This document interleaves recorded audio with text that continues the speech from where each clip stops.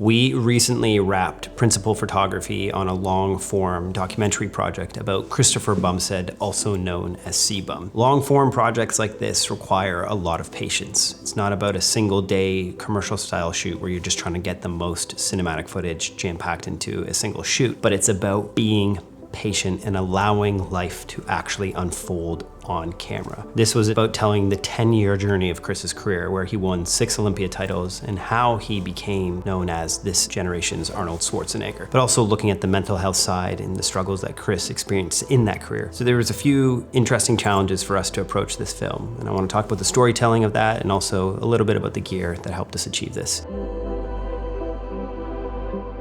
When making a documentary, the first thing you need to define is the physical journey of your character's story. This is what will actually be physically happening in their life on screen. So this was very easy to define in this film. It was about Chris coming out of retirement to win his 6th Olympia title. But if you just stop at the physical journey of your character, you're only going to make a film for the fans. If you want this to reach a broader audience, I find you need to look at what's called the emotional journey. This is what's actually occurring on the inside of your character's mind, heart, and thoughts, and how they change as a person. So before I start a project, I just draw a line on 2 pieces of paper. I write down a couple of story beats along the way of the physical journey, and then I write a few of what I assume will happen for their emotional journey. You'll never know what is actually going to unfold, and this is the fun part of documentary. And when you're working on a project like this, where we filmed for almost a year, it's easy to get lost when you're showing up day after day and wondering, am I actually filming a story? But this is where throughout the project, I'll return back to that piece of paper as a simple guide to understand if I'm actually gathering what I need.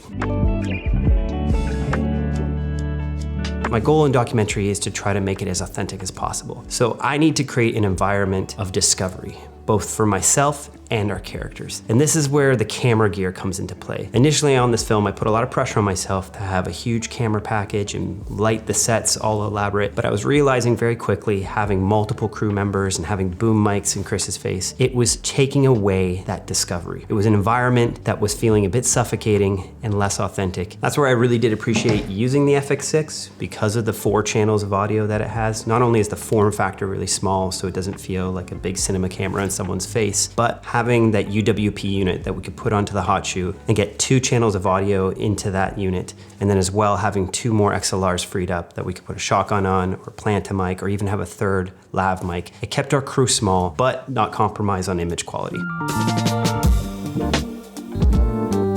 I find these days a lot of documentaries rely too heavily on the interviews. It's almost just becoming a podcast with some B-roll sprinkled in. I really love where documentary first started, which was much more leaning in on the verite scenes, where you would follow characters through real situations and not interrupt the flow of what was unfolding. This is where the FX6 really came in handy. Because of the dual base ISO, we were able to move in and out of a lot of the spaces. We're like in the back of Chris's gym where it got really dark, and it never stopped our flow of shooting. Able to just pop on the 12,800 and throw in an extra layer of ND. This allowed us to never stop the flow of production and truly get those verite moments. And having a lighter camera like the FX6, and especially using it on something like a camera sack, really did allow us to shoot all day without any kind of back pain or need for camera assistance.